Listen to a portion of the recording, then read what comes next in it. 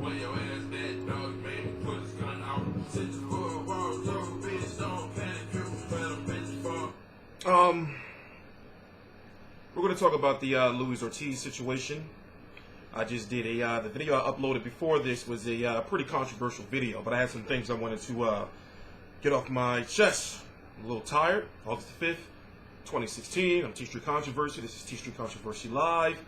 I've been doing videos all day, and I got to get some rest to get ready for, however Andre Ward's fight is going to go with Alexander Brand. Whether he's going to knock him out, I think he should, or if it's going to be one of those fights where it just goes the distance. This is going to be, But anyway, Luis Ortiz, 25-0 with 22 KOs once out of his Golden Boy contract. And that was reported from, Boxing Scene. And he is in a good situation to be able to get a shot at Tyson Fury, WBA Super World, and WBO heavyweight champion, or Vladimir Klitschko, whoever wins that fight, which is taking place at the end of October. So, him versus Alexander Ustinov, who's a pretty good heavyweight. He's a pretty, his only loss is, if I'm correct, to Kubrat Pulev.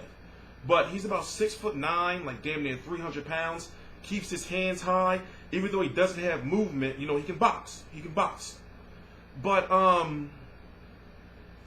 that fight's not happening. It was supposed to be on the undercard of Canelo Smith and rumored Billy Joe Saunders versus Gabriel Rosado, and then it was going to be Luis Ortiz versus Alexander Ustinov, which would allow the winner to be, the Fury Klitschko mandatory. Now, the WBA has been having this tournament. It somehow fell to pieces a little bit, but it was supposed to be Lucas Brown, who defeated Ruslan Chagayev. He was the WBA world champion, but then he was stripped for a failed drug test. They gave the belt back to Chagayev, and he retired. He didn't pay the sanctioning fees. Then when the WBA and media finally caught up with him, he was like, "Yeah, I'm retired." So now that WBA world title was free, you have Fred Oquendo, who was supposed to fight Ruslan Chagayev for that WBA world, and then the winner of that, would have fought the winner of Luis Ortiz, Ustinov, Fury, Klitschko. You get what I'm saying? So it was a confusing situation, but now I'm interested to see what the WBA is going to do to salvage, what is left, especially since now the WBA has ordered a purse bid, for Ortiz versus Ustinov. There was supposed to be a purse bid before, but they got a deal or something worked out, and because the fight was a go. And now the WBA has to order another purse bid because Ustinov and his team, they're pissed.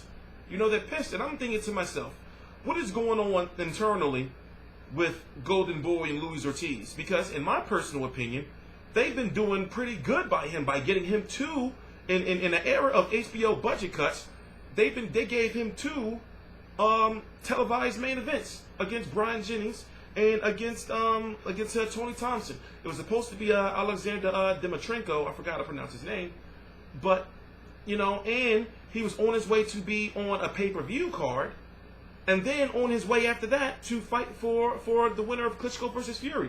Here's the reason why I say this. Now, when it comes to the fighters who are available, you have as far as champions, you have Anthony Joshua, who's the IBF.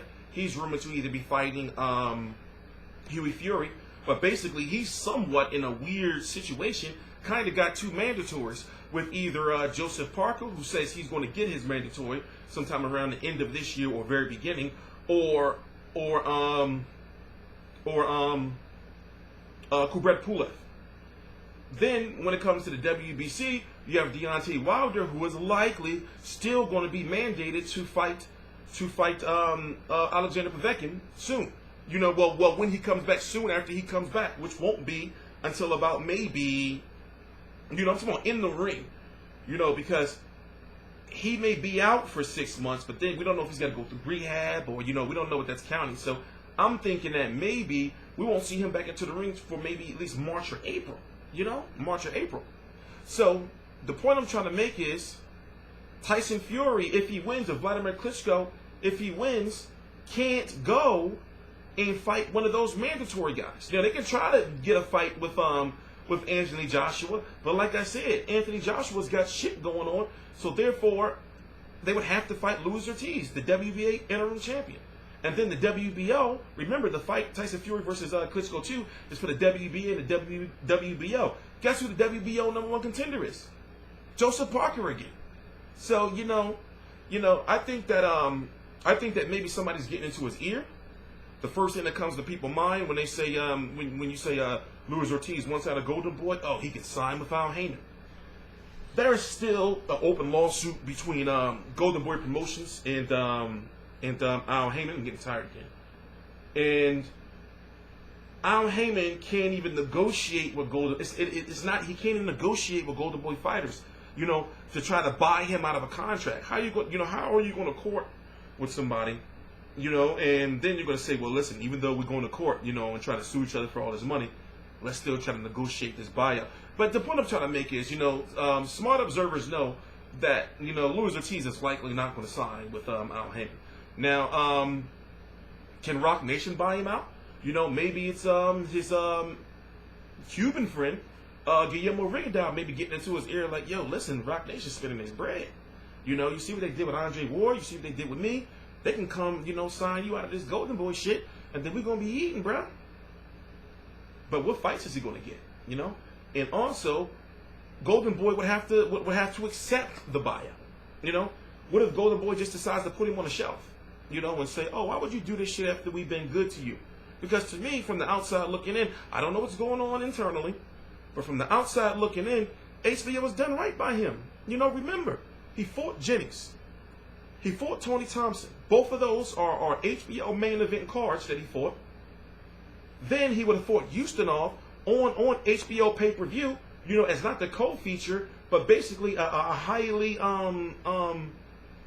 coveted fight that fans wanted to see. And then he could have maybe got some type of tune-up or whatever, or even held out and fight the winner of Fury versus Klitschko.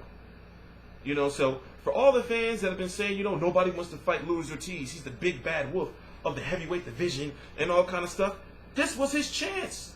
This was his chance. And it seems like to me that he blew it. Or he's blown it. But you also have Richard Schaefer's promotional company called Ringstar. They're not up and running yet, but he's rumored to be trying to sign some people.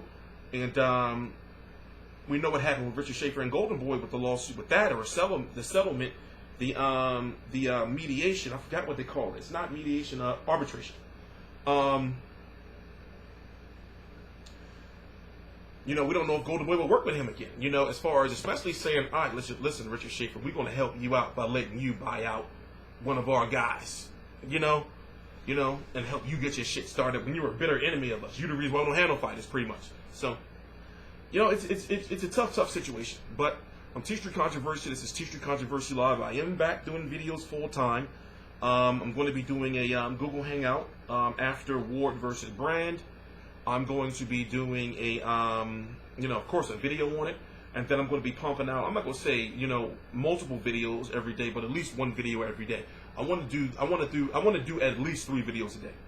But I'm back getting into the swing of things. All the links to my social media are right down below in the description box. I'm T Street Controversy. This is T Street Controversy Live.